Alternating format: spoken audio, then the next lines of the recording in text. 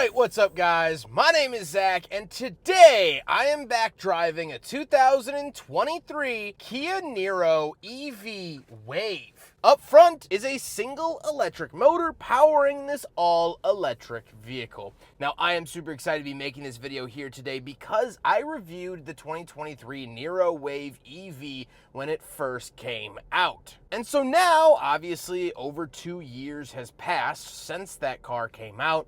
Prices have come down, and so we're going to be taking a little bit of a retrospective look at this car and if it's a good purchase now that it's 2 years old. But if you would like to submit your own vehicle and have it reviewed here on the channel, you can head on over to my website, zachbradel.com/submit.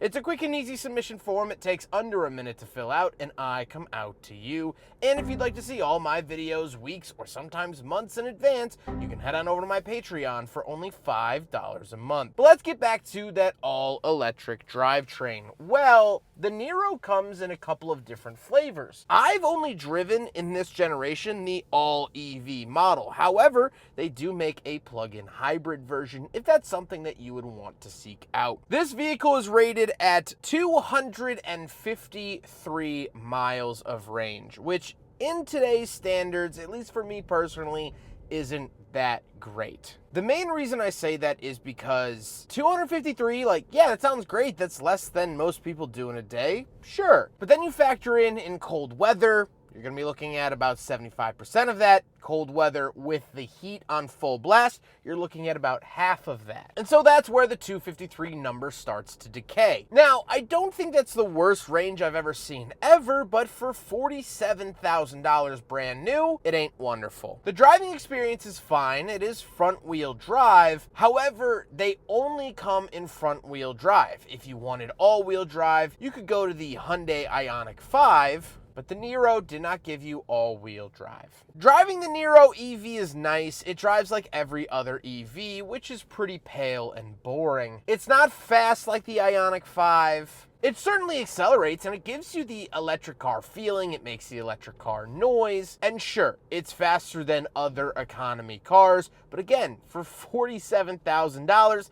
I would expect a little bit more performance out of this vehicle. Here we go. In sport, you can see my head isn't getting chucked back. It was a more leisurely takeoff here in the Niro EV, which is fine, but, expect it. With that stuff out of the way, let's talk about the interior. Well, in front of me, I have a completely digital gauge cluster. I really like the look of this. It's pretty easy to see and use. There's kind of a lot going on, but it's not that confusing, so I'll take what I can get. On the steering wheel, on the left, we do have our adaptive cruise control options with passive steering assist, as well as our Pages icon. And we have our drive mode select down to the bottom left. And then off to the right, we have our mode, skip track, volume, voice commands, that sort of thing. Off to the left, we do have a climate vent, gauge dimmer switch, power tailgate, and traction control off. And moving on to the door, we have 2 levels of memory seats, power mirrors, power locks, and power windows. Moving into the center, we get our infotainment display. This is shared with pretty much every other Kia product of the era. I really like this setup. I like the purple and pink neon. I think it's a very fun sort of retro look and feel while still being modern and offering modern amenities. And here's the backup camera in case you were curious. Hazard switch and climate control vents down below. And then we have our radio buttons. I do not like this panel. I think this was a very dumb decision by Kia, and I am very upset that they are still using it in their vehicles. Because when you hit a button, it changes to your climate controls, and when you hit another button, it switches back to your radio controls. And seemingly, I've had several cars with this setup, it always seems like it is not on the right setting. I always have to switch it, or I'll go to turn up the volume and I end up turning up the heat. I'll go to turn down the temperature and I mute my music. Very, very frustrating. I understand their goal. They were trying to conserve space here in the interior, but I don't think this accomplishes it very well. Down below, we do have a 12-volt outlet, USB-A as well as USB-C. We do have a wireless charger, and moving into the center stack, we do have our shifter in the center. Love how small and out of the way this shifter is. We have our on-off EV button. We have heated and ventilated seats. We have the heated steering wheel, auto holding brake, parking sensors and camera button, and our power parking brake. I love how small all this stuff is. Really, really sleek, really good looking, and this is part of the interior that I actually do enjoy. Then we do have cup holders. We'll do a big friggin' bottle test, and the Niro EV is unfortunately the worst of both worlds. It has these cool pop-out cup holders, which are great. However, they don't hold the big friggin' bottle, and when you retract them, now the space is too large, and it still doesn't hold the big friggin' bottle. So, unfortunately for my single use case, these cup holders are not very good, so sadly they fail the big friggin' bottle test. Then we do have a center console and the seats. The seats are a nice material, they're decently comfortable, and they are heated and ventilated. So those were nice features that you got. I would 100% expect those features on a vehicle priced at $47,000. And so I'm glad that we get them, but honestly, I'm not gonna let this car float off of that. This is still incredibly overpriced, and we'll talk about that later on. However, speaking of seats, we do have back seats, so let's go do a back seat review. All right, so we're in the back of the Kia Niro EV, and a couple of things to note. Rear seat space is wonderful. Now, the Hyundai Ioniq 5 does have a little bit more, but honestly, I'm not asking for more out of the Niro. My knees are not hitting the seat in front of me. My head's not hitting the ceiling. I'm 5'11", not a small guy. I fit fine. We do have rear climate vents as well, something nice to see. But again, for $50,000, it better have rear vents. 2 cup holders in here, and obviously, as you can see, a child seat fits perfectly fine. So this is actually a really nice place to be. I do have chargers on the front 2 seats. I just noticed USB-C chargers. Love to see that. I actually also just noticed this has rear heated seats. Very, very nice to see. So in Kia's whole lineup, if it has front cooled seats or front ventilated seats, it usually has rear heated seats. They did this across their lineups, even with like the Kia Souls and whatnot. Very interesting. It's great. It's a good back seat. Let's hop into the back. We'll take a quick look at the trunk and cargo space, as well as our minuscule frunk up front, and then we'll talk about the looks. All right, around the back of the Kia Niro, does it have a power tailgate? It does. It better for 50 grand. Anyway, once we are back here, nothing really too crazy to write home about. I would have liked a 12-volt outlet. I'm not seeing a 12-volt outlet. Would have liked to have gotten that, but that's okay. Come down here. We do have some more storage found down below. Love to see all of that. But again, here is the trunk in the Kia Niro EV. Just doing one last search for a 12-volt outlet. Unfortunately, oh, no, that's a tie down. Okay. No 12-volt outlet. Do love the power tailgate though. One simple button up there. It's nice, smooth, calm, and collected. However, we can come up front, pop the hood like a traditional gas car.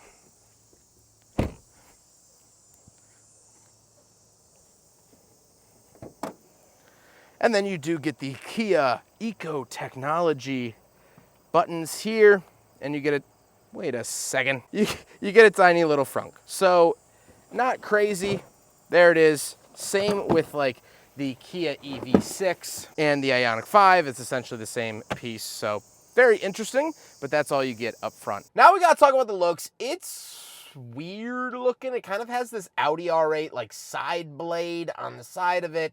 The headlights are weirdly shaped. I'm not overall a big fan, but I do like that it is interesting. It's unique, and I like when automakers kind of take big swings like they did with the exterior of this car. This car looks weird. It looks strange.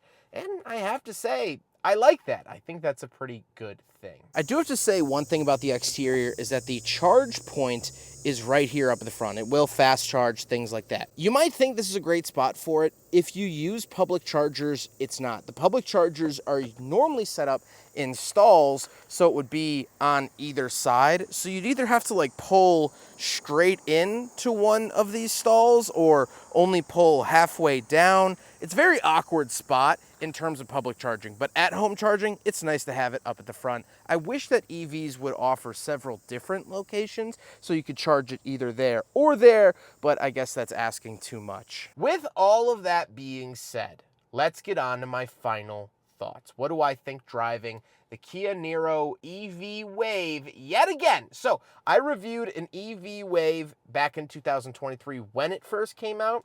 And so now with 2 years past, a lot of technology, a lot of new EVs have come out since then.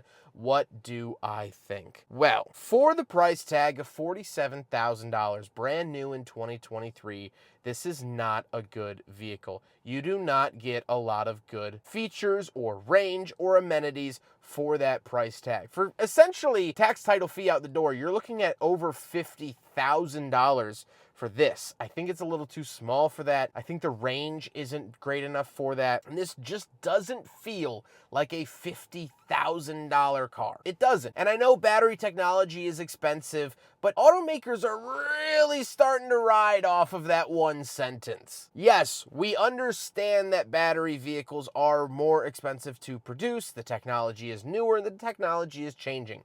I get that that drums up price, but if you want me to switch to an EV, you gotta give me a solid monetary reason to do so, and the Niro EV didn't do that. For 50 grand, I would much rather go buy the most top-loaded Mazda CX-5 I could find and still save $6,000. For 50 grand, I'd buy 2 Miatas. So the money proposition wasn't really there. However, this car is over 2 years old. It was recently purchased by my friend Carl, who paid a little over $20,000 for this car. And yes, you're reading that odometer correctly. It has 1,364 miles on it. This car wasn't purchased new in 2023, so the dealer held on to it until 2024. And then 2024 came and passed, and now it's 2025. The car sat on the lot, never registered, never purchased. I would have to imagine because of that high price tag and room temperature amount of range. So they finally sold it to my friend under heavy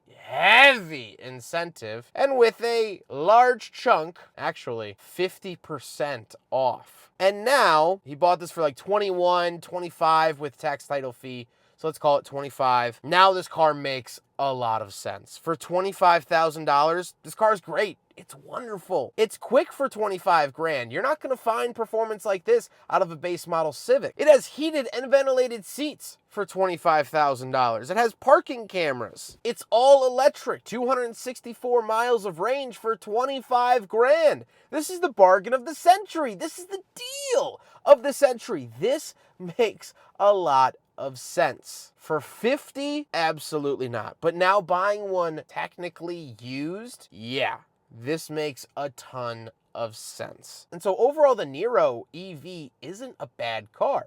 I actually quite like it, but it's a bad car for $50,000.